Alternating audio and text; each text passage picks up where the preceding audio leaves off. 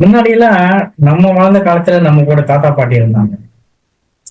அவங்க கூட time spend பண்றது, அவங்க கூட உரிமையா பேசுறது எல்லாம் ஒரு சந்தோஷமான அனுபவங்கள். ஆனா இப்ப எல்லாம் அப்படி இல்லை. முன்னாடி கூடி வாழ்ந்தோம். இப்ப எல்லாம் ஒரே பிளாட்ல இருந்தா கூட அவங்கவுங்க வேற வேறையா இருக்காங்க. அவங்கவுங்க வலைக்குள்ளாரையும் வலைத்தளங்களுக்குள்ளாரையும் வாழ்றாங்க. சுற்றமும் நட்பும் வலைத்தளங்கள்ல தேடுறாங்களே தவிர கூட இருக்கிறவங்கள்ட்ட பேசுறது கூட கிடையாது. இந்த மாதிரியான ஒரு நிலை மாறி ஒரு அழகான, ஒரு சுமூகமான, பெரியவங்கள் கூட வாழக்கூடிய ஒரு நல்ல குடும்பம் அமைய என்ன செய்யலாம்? உண்மையிலே இது ஒரு மாற வேண்டிய ஒரு விஷயம் தான் சொல்லுவேன்.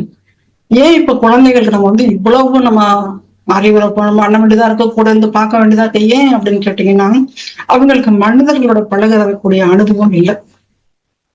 இப்ப நாம வளர்ந்த காலகட்டங்கள்ல எப்படி இருந்ததுன்னா, சொந்தக்காரங்க, உறவினர்கள், நண்பர்கள் சேர்ந்துதான் நம்ம எல்லாரும் வாழ்ந்துருப்போம், நிறைய பார்த்திருப்போம். இப்ப அம்மா அப்பா ஒண்ணு செய்யாதான்னு சொன்னாக்கா நம்மளாம் எதிர்த்து பேசினது கிடையாது. இதை ஏன் நான் செய்யக்கூடாதுன்னு நம்ம நினைச்சதும் கிடையாது. ஏன்னா நம்ம நிறைய பார்த்து வளரும் போது, ஓ இப்ப இதெல்லாம் பண்ணக்கூடாதுங்கிறதுக்காக அவங்க சொல்லியிருப்பாங்க அப்படிங்கிற என்னோட அனுபவம் அதுதான். நிறைய நானே கத்துப்பேன். நிறைய உறவினர்களோட வளர்ந்துருக்கும் போது இதை ஏன் செய்யக்கூடாதுன்னு சொல்றாங்க, அவங்க செஞ்சாங்க, அப்ப அவங்களுக்கு அந்த பலன் கிடைச்சது, அப்ப அதனாலதான் இது எனக்கு செய்யக்கூடாதுன்னு சொல்றாங்க, நான் புரிஞ்சுக்க வாய்ப்பு கிடைச்சது.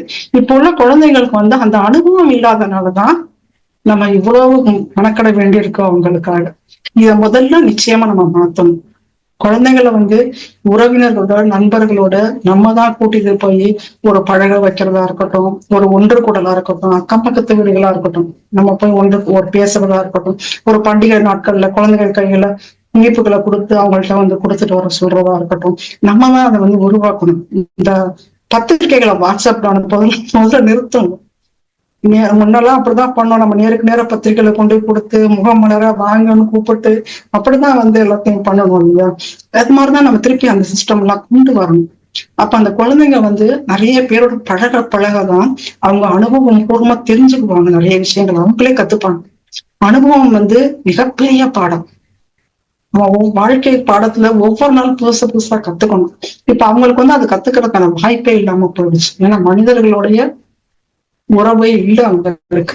அதனாலதான் அவங்க அதுல மூழ்கி போறாங்க. வீட்டுக்கு யாராவது வந்தா கூட வாங்கன்னு கூட தெரியல, அந்த மாதிரி வளர்றாங்க இந்த காலத்து குழந்தைங்க. இதை நிச்சயமா மாத்தியே ஆகணும். அந்த குழந்தைகளை குடும்பமா இருக்கு, பெற்றோர் அக்கம் பக்கத்து வீடுகள், நண்பர்கள், உறவினர்கள், ஒரு நல்லது கெட்டது விசேஷங்களுக்கு குழந்தைங்களை கூட்டிட்டு போகணும், எல்லா கூடயும் பழக வைக்கணும். அவங்களாம் என்ன உறவு, இவங்க என்ன உறவுன்னு சொல்லி தரணும். இப்படி பழக அவங்களே அனுபவபூர்வமா நிறைய விஷயங்களை புரிஞ்சுப்பாங்க. இப்ப மனிதர்களோட அருமை என்னன்னு அவங்களுக்கு தெரியும்.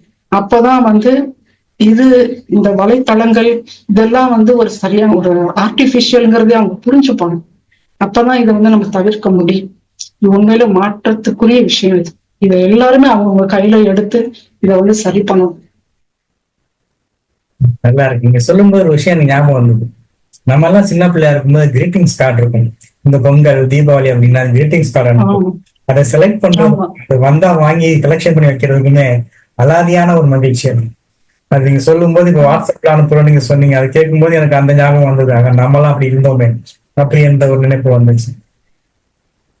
அருமையா சொன்னீங்க. இந்த விஷயங்களை மாற்றித்தான் ஆகணும். பிள்ளைகள்கிட்ட நம்ம தான் கொண்டு போய் சேர்க்க வேணும். இந்த கலாச்சாரத்தை எடுத்து போற பொறுப்பும் பெரியவங்களை நம்மள்கிட்ட தான் அது இருக்குது இல்லையா?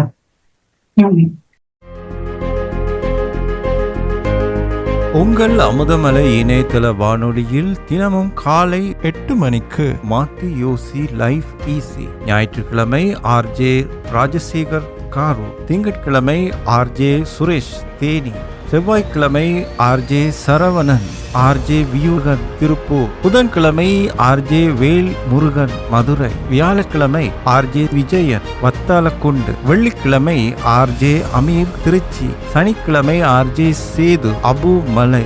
ஒவ்வொரு நாளும் ஒவ்வொரு அறிவிப்பாளர்கள், தனித்துவமான குரல், தன்னம்பிக்கை மிக்க வரிகள், இனிமையான பாடல்கள் என உங்கள் இல்லங்களை உள்ளங்களை மகிழ்விக்கும் அமுதமலை வானொலியை கேட்டு இணைந்திருங்கள். omshanti.in/அமுதமலை என்ற இணைய முகவரியோடு அமுதமலை இணையதள வானொலியில் எப்பொழுதுமே கேட்டு மகிழ அமுதமலையின் ஆப்பை டவுன்லோட் செய்க.